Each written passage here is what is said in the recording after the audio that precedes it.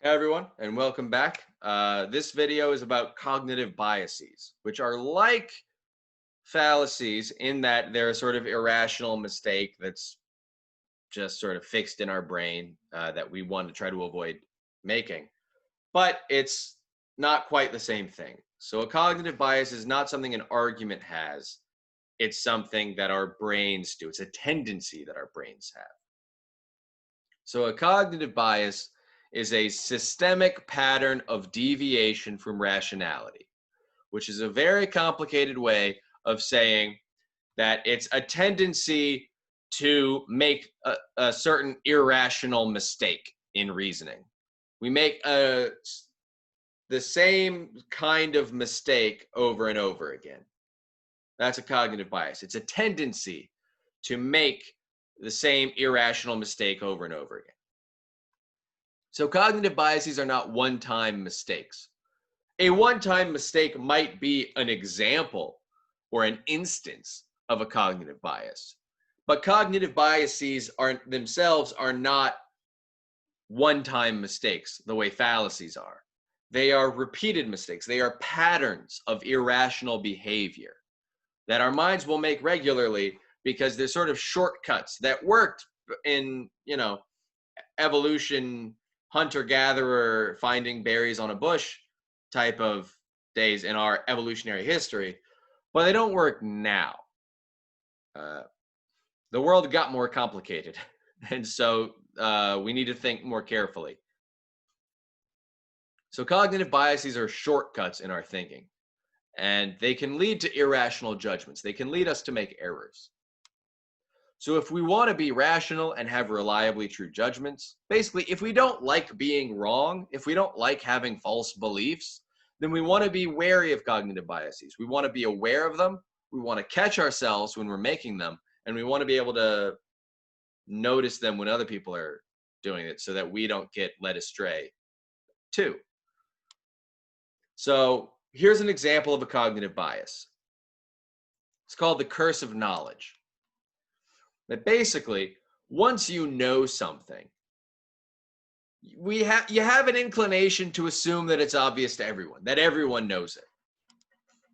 For example, apologies if I've been committing the curse of knowledge fallacy, or cognitive bias. Sorry, misspoke there. The curse of knowledge bias. But teachers do it a lot because a teacher might think that the material they're teaching is easy and obvious, and so fail to explain it in enough detail for students to understand it. They know the material and they've known it for so long that it seems obvious to them. And so they forget how hard it was to learn it the first time around, or they forget how little of the topic, how little of the subject students actually know. And we do this from birth, but we get better at it over time a little bit.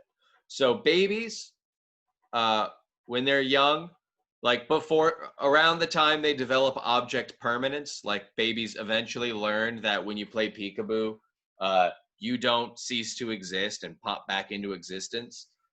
Like they learn eventually that you don't go away just because they can't see you. That's just a developmental stage that babies go through when they figure that out. Another developmental stage that babies go through is when they figure out that they can know something without other people knowing it. So when babies are first born, they've done tests and sort of set up these really clever scenarios to study baby cognition and how much babies know about stuff. How much babies understand this kind of thing. And the result is basically up until I forget how many months old, babies don't realize that other people don't know everything they know. They can't separate their own knowledge from other people's knowledge. So like if you show a baby that there's like a cookie or something underneath a cup, and then another baby comes in the baby you showed thinks the other baby knows. They just assume the baby knows there's a cookie under the cup, and they'll act confused if the other baby doesn't go for it. That's just one example. But so babies genuinely can't tell the difference between their own knowledge and other people's knowledge. We, as adults and as children, as non-babies, know that we can know things that other people don't. But it's easy to forget that. And the fact that it's easy to forget that it's easy to slip into thinking other people know what you know, or it's easy to slip into thinking that the stuff you know is common knowledge. That is the cognitive bias. That's the cognitive bias it's easy to slip into thinking that other people know the stuff you know, that what the knowledge you have is pretty much common knowledge. Everyone kind of knows it. You forget how much of what you know is specialized, sort of to your life and the things you've put effort into studying. Anytime someone tells you a story about a friend who you've never heard of, that's the curse of knowledge bias. They know a person and they accidentally are assuming that you know the person too. That's curse of knowledge bias right there. Another related effect, but kind of it's related, but it has very different results. Is the Dunning-Kruger Effect, which is named after Dunning and Kruger, who are the two people who discovered the effect, and some studies published in 1999. And the study was titled "Unskilled and Unaware of It: How Difficulties in Recognizing One's Own Incompetence Lead to Inflated Self-Assessments." And I think as far as study titles go, that is the most informative and clear you're gonna get, because that is exactly what the Dunning-Kruger effect is. It's hard to recognize your own incompetence, and so you end up overestimating how good you are at it. So the Dunning-Kruger effect is a cognitive bias to overestimate our own competence when we don't know what we're talking about, and to underestimate our own competence when we do know what we're talking about. So if you come to a topic for the first time, you'll think you know more than you do. You'll think you're better at it than you are. But if you're an expert, you will not realize how much of an expert you are. You will underestimate your own competence. And there's a imposter syndrome, which is a whole related thing on the expert end of this. So experts, as a result of the Dunning-Kruger effect, are less confident in their knowledge than incompetent people. Incompetent people who don't know much about the subject or don't know how to do something are overconfident. They overestimate how much they know and how good they are at the topic. Whereas experts underestimate how much they know relative to other people. Because basically, the more you know, the better you understand how much there is that you don't know. Like, no one is more aware of how many unsolved problems there are in physics than a professional physicist. Like, no one knows how hard it is to prove things in mathematics better than a professional mathematician. So if you're an expert in the field, if you're an expert on something, and just to be clear, everyone's competent about some things and everyone's incompetent about some things. I am competent when it comes to philosophy. I am incompetent when it comes to baseball, and I am fine with that. You're all competent and experts in some things, and you're all ignorant about some things, and that's life. No one knows everything about everything, but everyone knows a lot about something. So the areas in which you know a lot, you are probably, because of the Dunning-Kruger effect, underestimating how much you know about it. Underestimating how knowledgeable or skilled you are relative to everyone else. But if you don't know much about a topic, then you might be overestimating how much you know. Other people might know a lot more about it than you realize they do, compared to how much you know. So the more you know about something, the better you understand how much you don't know. Whereas if you don't really understand a subject, but you know a little bit about it, like if you've taken one intro economics course, you'll know some about it, but you don't realize after that how complicated the subject actually is, how many open questions there are, how much more nuance there is that you weren't given in the intro economics course. And that can lead you to overestimate how much you know about economics. You don't know about all of the complexity that you don't know about. The complexities of the subject are unknown unknowns. Things you don't know that you don't know, to quote Donald Rumsfeld and Samuel L. Jackson's character in the Boondocks. But that's neither here nor there. So here's a Dunning-Kruger Effect sort of explanation / example from Calvin and Hobbes, which is a comic that I like that went from the 80s to the 90s in newspapers. So Calvin's a 6-year-old with a stuffed tiger who's alive. Don't question it. That's not what the class is about. Calvin says, the more you know, the harder it is to take decisive action. Once you become informed, you start seeing complexities and shades of gray. You realize that nothing is as clear and simple as it first appears. Ultimately, knowledge is paralyzing. Being a man of action, I can't afford to take that risk. And Hobbes, the tiger, says, you're ignorant, but at least you act on it, as if that makes it better. But that's sort of what's happening in the Dunning-Kruger effect. Once you learn a lot about a subject, you understand the complexities and the shades of gray. You realize that nothing's as clear and as simple as it seemed when you first learned about it. And so you aren't as confident.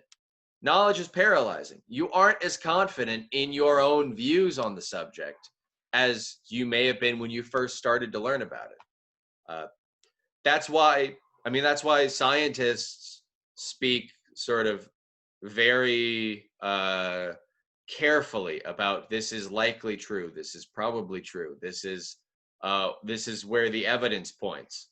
And people who don't know anything about science, flat earthers, for example, talk in absolutes and definites, like the earth is definitely flat, it's definitely a lie, 100% chance.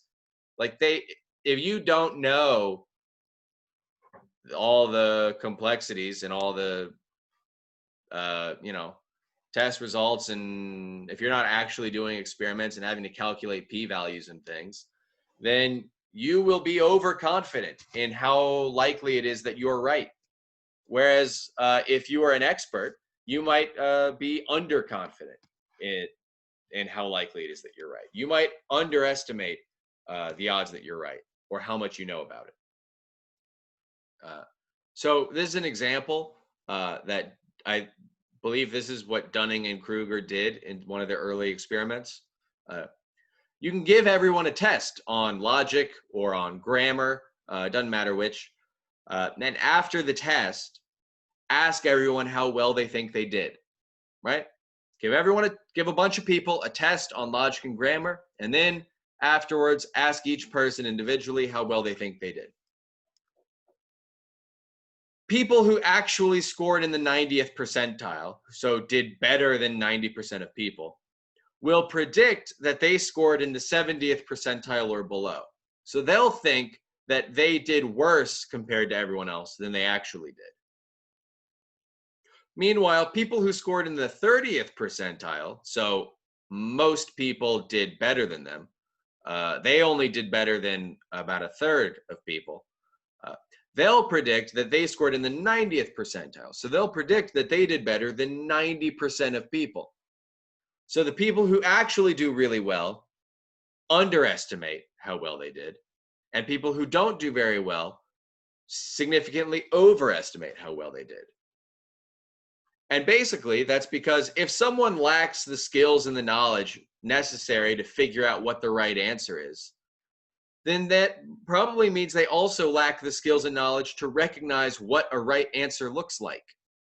So if they can't find the right answer, they won't know the right answer when they see it, and they won't realize, basically, they won't realize that they're wrong. They get to the wrong answer, but they don't recognize that it's the wrong answer. And they don't recognize that other people do know how to get to the right answer. Which is a little bit related to cursive knowledge. It's sort of like cursive ignorance.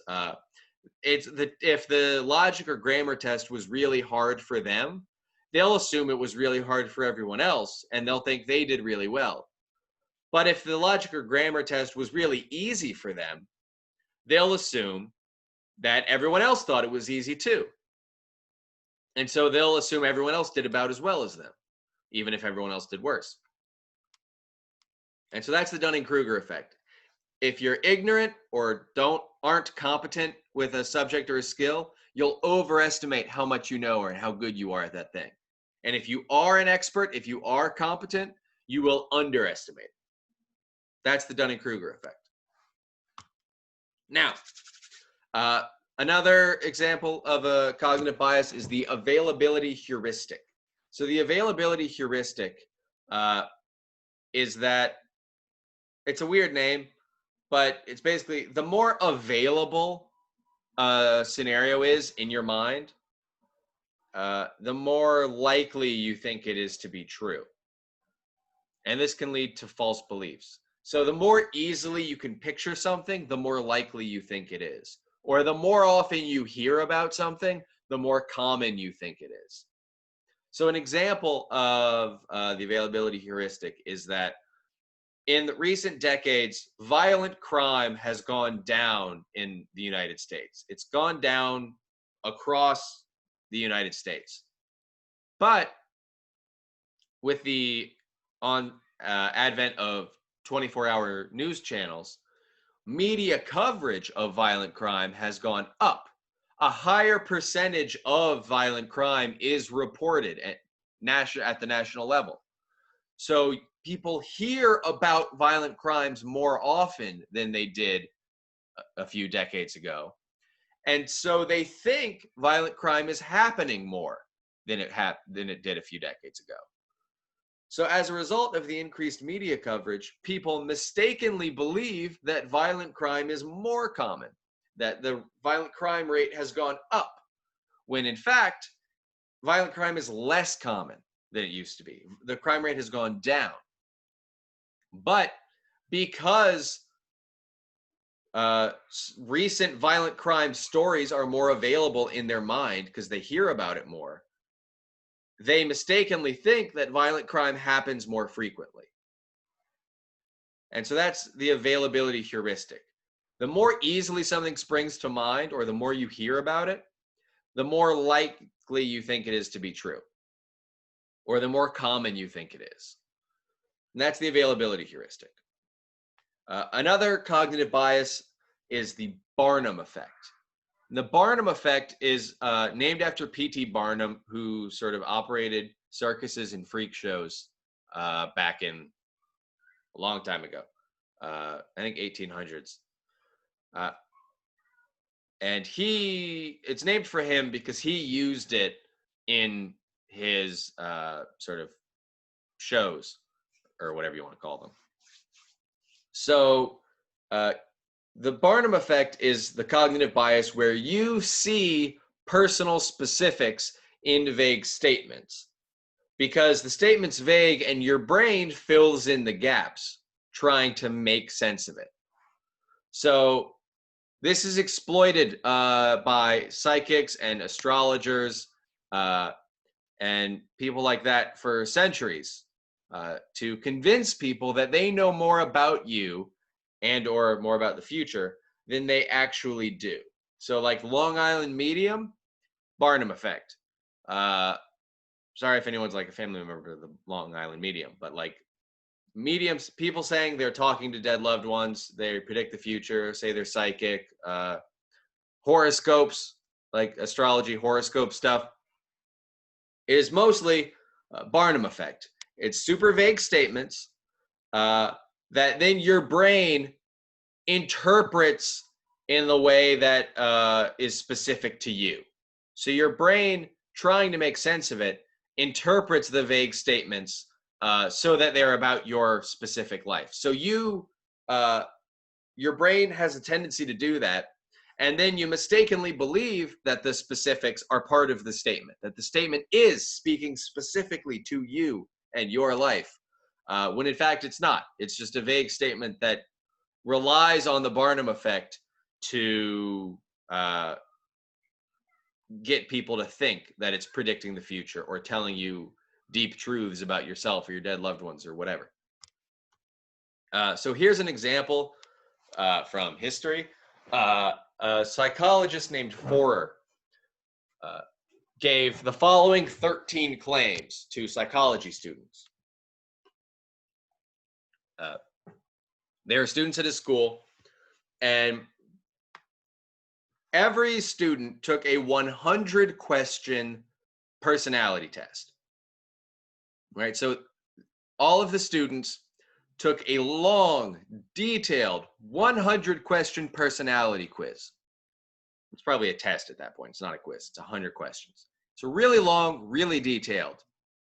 And then Forer gave the following 13 claims to every single student, regardless of their answers on the test. They threw out the test, didn't even check the answers, gave every student these same 13 claims, and told the students that these were the results of the detailed personality test that they had taken. So the students took a 100-question personality test, got these 13 statements, and were told these statements were the results of the test. So the statements were, you have a great need for other people to like and admire you. You have a tendency to be critical of yourself. You have a great deal of unused capacity, which you have not turned to your advantage. While you have some personality weaknesses, you are generally able to compensate for them. Your sexual adjustment has presented problems for you. Disciplined and self-controlled outside, you tend to be worrisome and insecure inside. At times, you have serious doubts as to whether you have made the right decision or done the right thing. You prefer a certain amount of change and variety and become dissatisfied when hemmed in by restrictions and limitations. You pride yourself as an independent thinker and do not accept other statements without satisfactory proof. You have found it unwise to be too frank in revealing yourself to others. At times, you are extroverted, affable, sociable, while at other times, you are introverted, wary, reserved. Some of your aspirations tend to be pretty unrealistic. Security is one of your major goals in life. All right, so if any of you were listening to those and reading along, you might have noticed some of them probably sounded pretty accurate, sounded like they described you. I mean, who isn't extroverted, affable, sociable at some times and introverted and reserved at other times? Like, when you read it, when someone says they're describing you, it sounds like they've nailed it. But like that, if you think about it for a while, you'll realize that's probably true of almost everyone. And so on average, the students who were given these statements rated the accuracy of the statements 4.3 on average on a scale of 0 to 5. So the subjects on average said it was really accurate. 4.3 was the average out of 5, which means most students gave it at least a 4. Means a lot of students gave it a 5 out of 5. Thought it was really, really accurate. However, all these statements were just pulled randomly from newspaper astrology sections. Like, it had nothing to do with the personality test. It was completely unrelated. The personality test was not even checked, I don't think. They were all just given these same statements that were selected before the personality tests were ever taken. But because the statements were really vague, the students, the subjects of the experiment, filled in the gaps, made it more precise, to make it feel more specific to them, even though the statements could be interpreted to apply to almost anyone. So that's the Barnum effect. Someone says something super vague about like, I see, significant change coming in your near future, or whatever. And then like a week later, you know, you move or you get fired or something, and you go, "Oh my God, they were right." I'm like, yeah, changes happen literally all the time, and that's how the Barnum effect works. Someone says something really vague, your brain fills in the gaps to make it feel specific to you, and then you mistakenly believe that the statement was specifically about you, but in fact, it was not. It was just a vague statement meant to apply to as many people as possible.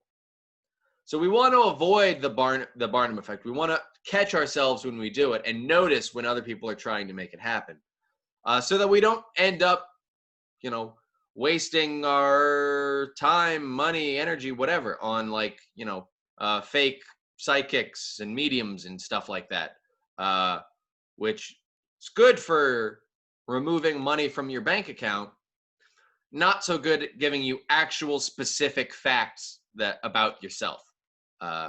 If it feels like they're talking about you, take a step back and think really carefully about whether or not you're reading too much into a vague statement and whether or not the Barnum effect is what's happening here. So that's the Barnum effect. This now is the self-serving bias. So the self-serving bias is basically a cognitive bias where we like to think well of ourselves. So we are way more likely to accept positive information about ourselves than negative information. Our bias is to accept positive information that we find out about ourselves, but reject negative information we find out about ourselves. So for example, the Forer experiment with the Barnum effect, there have been follow-up versions, and it turns out if you use positive statements as the results, people are way more likely to accept it. If you put negative statements like you are frequently dishonest with people, then people were like, no, that's not me at all. Even if it's true, our bias is to accept nice, flattering, positive things that are said about us, and to deny or reject negative things. When the statements in these tests say negative things like you're frequently dishonest, or you sometimes behave immorally even though you know you shouldn't, or things like that, subjects will think it's all nonsense and that they don't describe them at all. But if it's vague stuff like, you are kind even when no one's looking, or you have a tendency to do the right thing even if you won't personally benefit from it, people are like, yeah, that's me to a T. That's exactly what I'm like. People like hearing positive things about themselves. They don't like hearing negative things about themselves.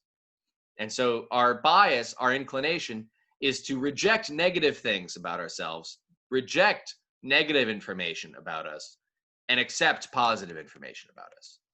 Even if the positive information is not really that accurate, we will talk ourselves into thinking it's accurate.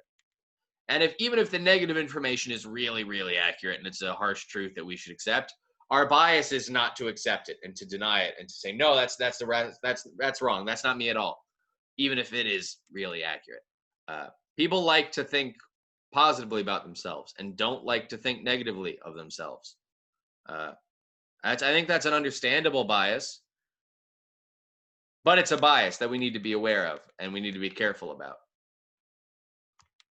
Now, confirmation bias. This is a very common bias, so it's important to be aware of it and to notice it. Confirmation bias is basically you favor information that confirms your existing beliefs. So you like information that confirms, that reinforces the stuff you already believe. You don't like information that challenges your beliefs, that sort of goes against the things you already believe. And so this favoring can sort of come out two ways. You're more likely to seek out information that confirms your existing beliefs. That's one way. And you're more likely to avoid information that contradicts your existing beliefs. So you're more likely to trust information that confirms your existing beliefs. And you're more likely to be skeptical of information that contradicts your existing beliefs. Right? So these are two ways that the confirmation bias plays out. One is the information that you seek out, the information you look for, and the other is information that you trust. So the confirmation bias means that you're more likely to search for information that confirms your beliefs. And once you find that, you're more likely to trust it. Whereas you will avoid information that challenges your beliefs. And once you get information, despite your best efforts, that challenges your beliefs, once you get that negative information, you're more likely to be skeptical of it, to think that, well, that's from a biased source. That's not, they didn't, that study doesn't have enough people in it, whatever. You're more likely to be skeptical of it. And this is why most Fox News viewers are conservative and most MSNBC viewers are liberal. Because conservatives seek out a network and trust a network where all the pundits have conservative views, and liberals are more likely to seek out and more likely to trust a network where almost all the pundits have liberal views. So we're more interested in hearing information that we already agree with, and we're just not interested in hearing information that challenges our beliefs. Having your beliefs challenged is exhausting. It's effort. It requires rethinking things. It's not necessarily a fun experience. It's an important thing that we have a responsibility to do so that we don't get trapped in a feedback loop and our wrongness doesn't negatively impact other people. We have an obligation to search for information that challenges our beliefs. But it's not fun, so we don't really want to do it. So it's really easy to talk yourself out of it. It's really easy to talk yourself into just listening to sources that you know already agree with you. Because finding out you're right, being told you're right, feels good. It does. For all of us, everyone, it feels good to find out you're right. And it feels bad to find out you're wrong. It shouldn't. If you find out you're wrong, that's good. That means you were wrong and now you don't have to be anymore. Now you get to change your view. If someone proves that you're wrong, you should thank them in an ideal world. That almost never happens though, because finding out you're wrong sucks. No one enjoys it. And so that's that's basically what's behind the confirmation bias. Finding out you're wrong sucks, and having your beliefs challenged is exhausting. But being told you're already right feels good. And so we have an inclination to do the thing that feels good and not do the thing that's exhausting and challenging and hard. But we need to be careful of that. Because the confirmation bias can make us feel like we have a ton of evidence on our side. But we went out of our way to search for evidence that would back us up. We cherry-picked evidence that would back us up, which is the Texas sharpshooter fallacy. If you want to look at the logical fallacies poster, learn about that. We cherry-picked evidence that would confirm our beliefs, and then we avoided the mountains of evidence that said we were wrong. That's how anti-vaxxers exist. They found like one study from a long time ago that has since been redacted, but that one study said vaccines cause autism. And they latched onto that, and they cherry-picked statistics to try to confirm that, ignoring the huge mountain of evidence that says vaccines don't cause autism. And anti-vaxxers are partially responsible for measles outbreaks and other health concerns that are a problem for other people. So just let the fact that the confirmation bias is easy to fall into and that it happens to everyone is not a reason to just let it happen. It can have negative consequences for other people. So we need to be careful and make sure that we seek out information in a as unbiased a manner as we can manage. We want to really make sure we're getting an unbiased look at the facts and not letting the confirmation bias trap us in a feedback loop where we just hear what we want to hear and hear people who already agree with us. And this is just a thing I found on the internet that I thought was funny, so I included it in the slide. And it's a good example. The person says, I still think my favorite thing that's ever happened to me on the internet is the time a guy said, people change their minds when you show them facts. And I said, actually, studies show that's not true, and linked 2 sources. And he said, yeah, well, I still think it works. That's confirmation bias. That is rejecting evidence that you're wrong because you don't want to admit that you're wrong. And that happens to be confirmation bias applied to the confirmation bias. It's someone who has a confirmation bias who's resisting evidence that the confirmation bias exists, which I just think is funny and ironic. But that's confirmation bias. You will seek out and trust information that you like, that confirms what you already believe, and you will avoid and distrust, be skeptical of evidence that you're wrong, because no one likes finding out they're wrong. So your brain will try to prevent it. A very related cognitive bias is called the backfire effect.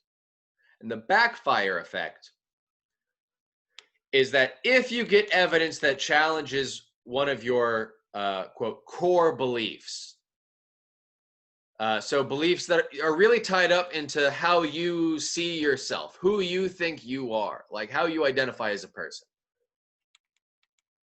Studies have shown that we will often increase the strength of our belief, of that core belief, when that belief is challenged.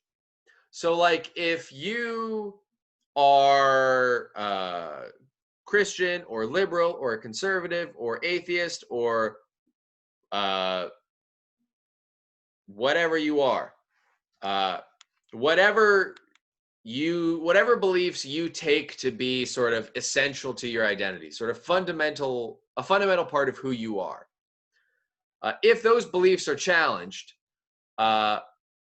then we have a tendency to take it as a challenge to ourselves, not just to a claim that we're sort of rationally detached from, but a challenge to ourselves, who we are as a people.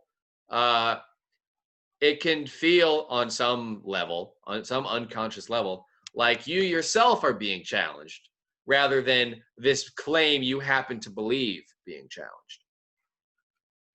And so this leads us to double down in the face of strong evidence that we're wrong, which is irrational. And it guarantees that we'll stay wrong. If you're given strong evidence of a belief, or strong evidence against a belief, then at minimum, the strength of your conviction should go down a little bit, right? Like, if you're atheist and I give you really strong evidence that God exists, your confidence in atheism should go down.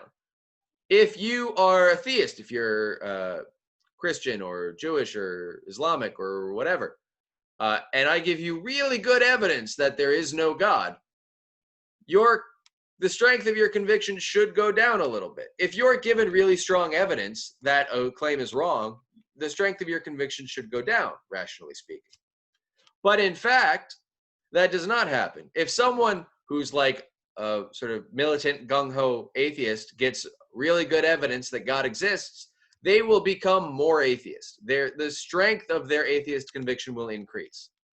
If someone who believes in God and that their identity is sort of wrapped up in that, that's how they view themselves. Like, who was it? I think Mike Pence said, I'm a Christian, a conservative, and a Republican in that order. It's like Christian is the first thing on his list of how he views himself as a person. give him really good evidence that God doesn't exist, and he will, based on the backfire effect, he will probably increase the strength of his convictions that God exists. This is not a matter of like what specific beliefs you have. This isn't like a thing that only non-religious people do, or only religious people do, or only liberal people do, or only conservative people do. This is just people in general. If you have spent your life arguing in favor of privatizing Social Security, and I give you really good evidence that Social Security privatization is a bad idea, you'll become even more sure that we should privatize Social Security, just to pick like a boring technical example, which is not how it's supposed to work, but it is how it works if we're not careful.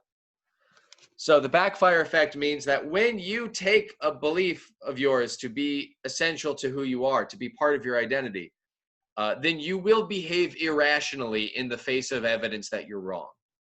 And that's part of why once people sort of join these political camps, like they identify as liberal, or they identify as conservative, or they are Republican, or they are Democrat, or they're libertarian, or they are socialist, or they are whatever. Once they identify with that, it's really hard to convince them they're wrong, even if their claim is like empirically disprovable in economics. Like, they will be really confident in it. And when you give them evidence to the contrary, they will reject that evidence and strengthen their belief.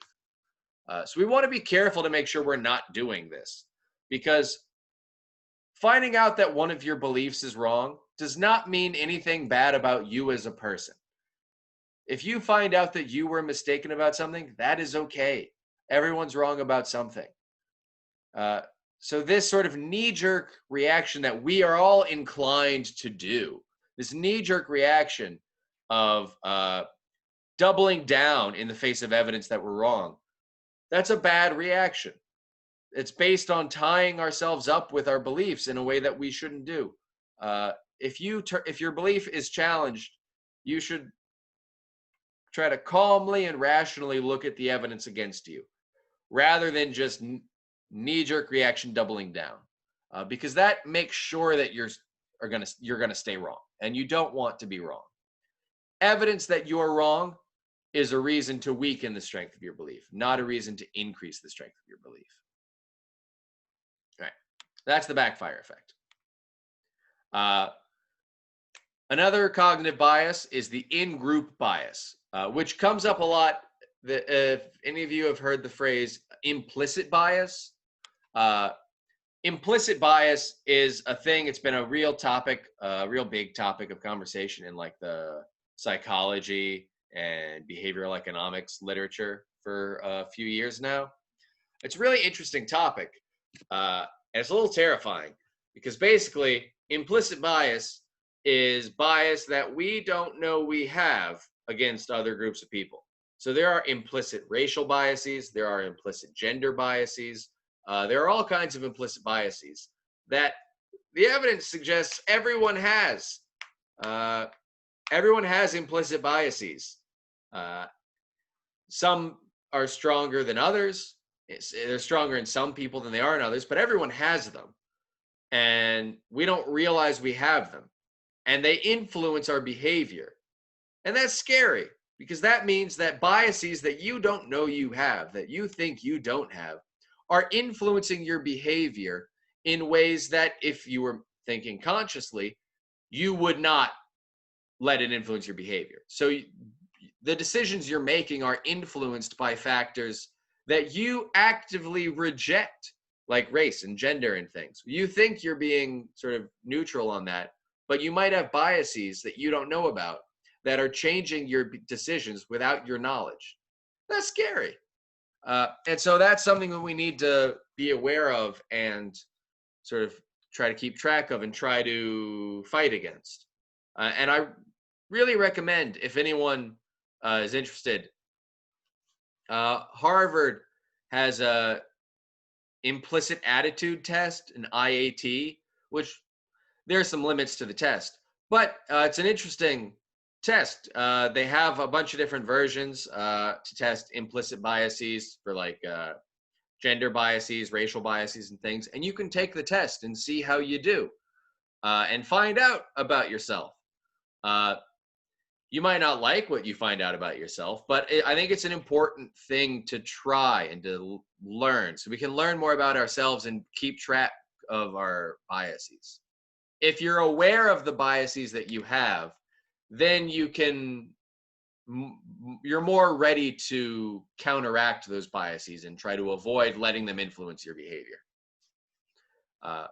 And so this implicit bias is sort of a broader phenomenon, but the most common kind of implicit bias is in-group bias. And in-group bias is a bias where we unfairly favor, trust, and believe people who are members of quote unquote our group.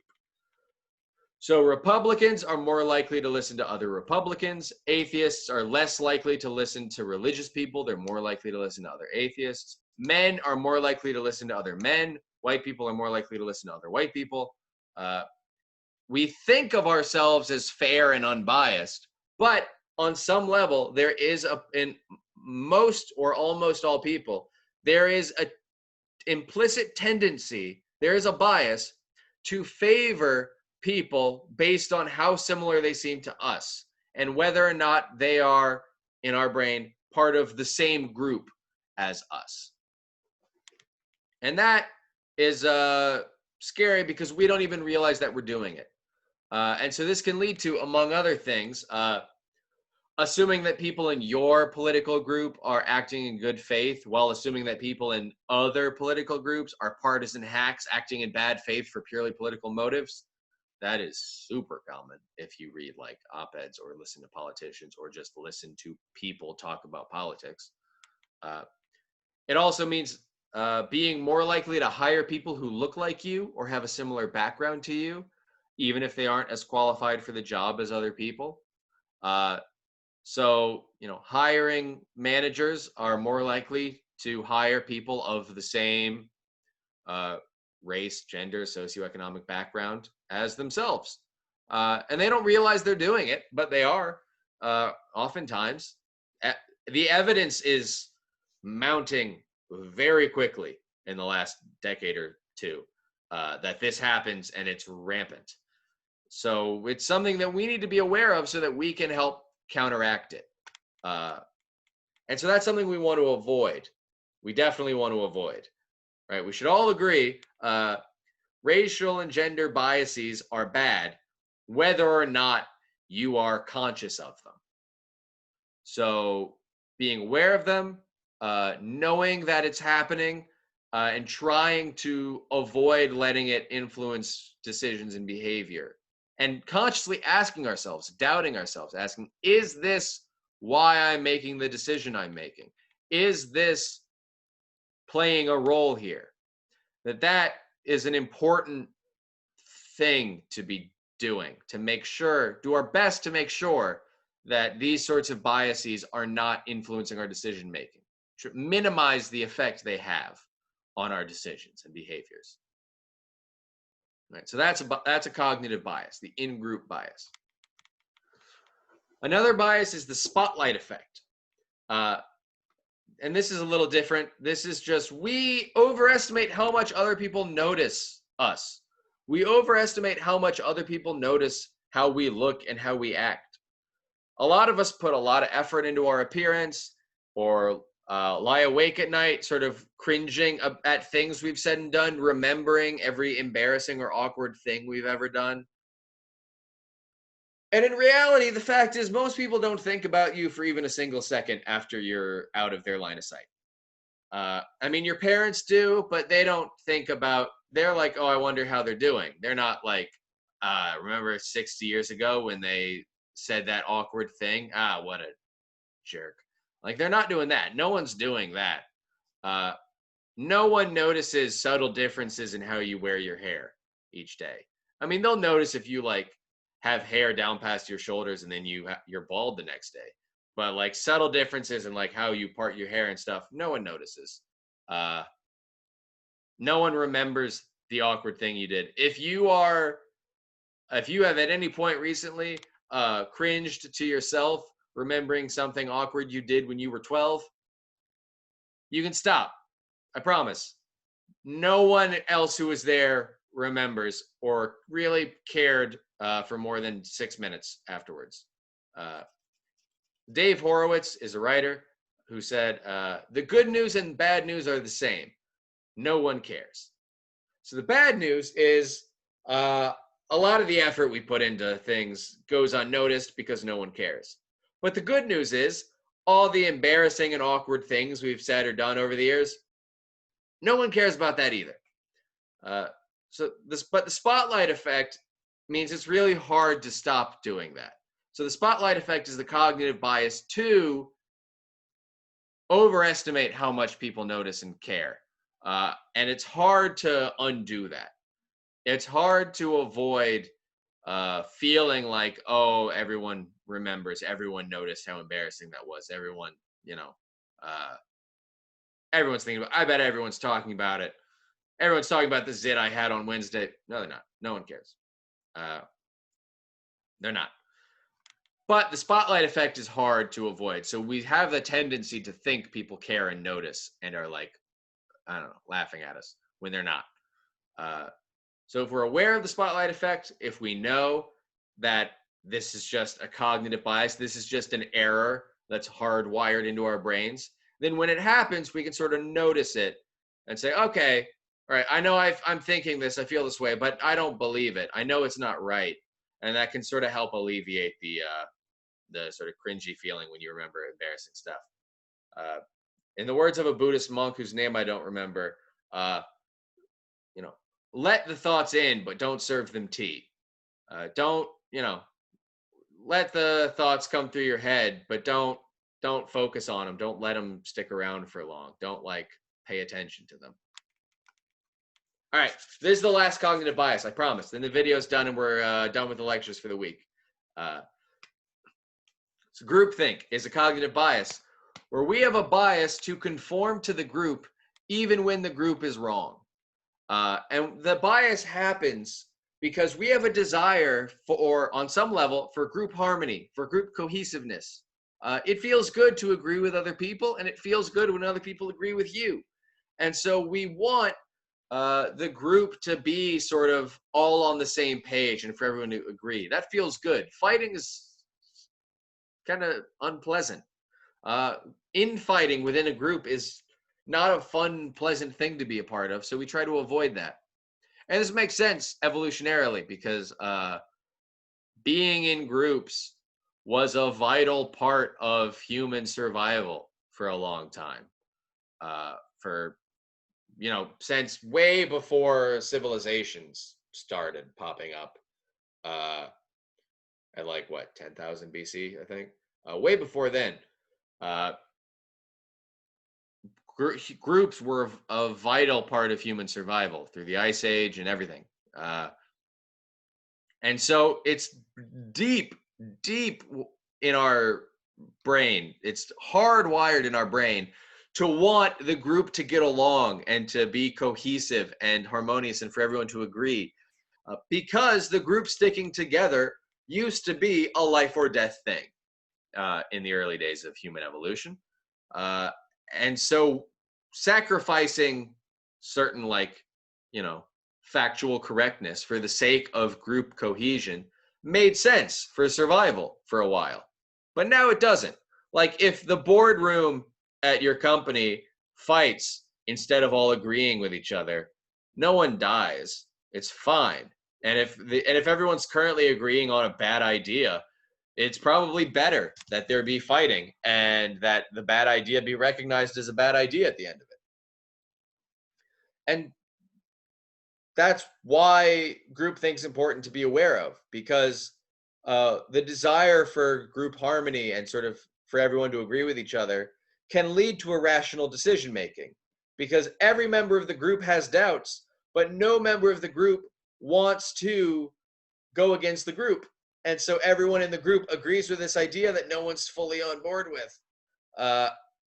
Or no one tries to question it. The group agrees on it, And so everyone just sort of blindly follows the group and doesn't spend any energy or time on questioning it, which is important to do. If you don't spend time and energy questioning things, then you will accept things that you otherwise probably shouldn't accept. So if the whole group already agrees and you come in, you might not spend any time. There might not feel like there's any real incentive to spend time critiquing the group's plan or view or belief or idea or whatever. Raising alternative options or trying to come up with alternative options might not be a thing that you do if everyone in the group already agrees and you want the group to agree with each other. Coming up with new ideas might not be what feels right. You might not do that even if you really should be trying to come up with new ideas because the group's idea is bad. So an example of this is the Bay of Pigs invasion. Feel free to Wikipedia the Bay of Pigs invasion. It's a historical event in the Cold War between the US and Russia. It happened in Cuba. The Bay of Pigs invasion was planned in the 1950s by the Eisenhower administration, but then taken up and executed by the Kennedy administration in the 1960s. And no one in the Kennedy administration really tried to come up with new ideas or to critique the idea, because there's it came pre-approved by the old administration, even though the intelligence behind it was like years out of date by that point. And the whole administration was kind of on board with it. Everyone was kind of agreed that it was a good idea. So no one considered any alternative strategies. No one really considered even not doing it. And as a result, the Bay of Pigs invasion, which if you read about it on paper, it's obviously an awful plan. It was a huge failure that led to the Cuban Missile Crisis. It almost caused World War III, which would have been like a nuclear holocaust. It would have been, everyone had nuclear weapons by that point. It would have been really, really bad. So it almost basically destroyed the world with groupthink, because groupthink convinced all these people that were in this group in the Kennedy administration that they had a good idea, and so they didn't need to spend a lot of time thinking about it. No one wanted to go against the group. There was no incentive for anyone to try to go against the group, to try to critique the idea or come up with a new plan. And so no one did, because everyone was in a group and wanted the group to be sort of happy and everyone to agree. And it almost caused World War III. So groupthink is not a good thing. It's not something we want to do. The fact that everyone else in a group thinks something, that's not necessarily a reason that you should believe it. You should spend some time and energy critiquing what the group thinks and questioning it and wondering if there are any other options that haven't been considered, any other possibilities that the group hasn't thought of yet. Because otherwise, bad things can happen and the whole group can be wrong. And it is just a funny thing I found on the internet that I liked, so I put it in the slides. I hate all of groupthink, except for the group thought that group thinks that groupthink is bullshit, which is a good example of avoiding the fallacy. Groupthink is bad, but basically everyone agrees that groupthink is bad. But the fact that the whole group thinks that groupthink is bad, that doesn't mean that the group is wrong. Doesn't mean groupthink is bad. Groupthink is bad. So you should avoid believing something just because the group thinks it. But the fact that the group thinks it doesn't mean it's wrong. Everyone thinks groupthink is bullshit, and they're right. So that's the one groupthink that it's okay to be on board with. If you don't find that, I don't know, is that a tweet? Whatever it is, retweets. Yeah, it's a tweet. If you don't find that funny, all right, that's fine. I'm not going to quiz you on having the same sense of humor as me, but that's it. Groupthink is our last cognitive bias. So that's all for this week. So turn in the weekly assignment by Tuesday next week at the end of the day. And if you have any questions, please email me or come to the office hour next week, Tuesday, 9:05 a.m. And I will do my best to answer your questions as completely and as helpfully as I can. All right.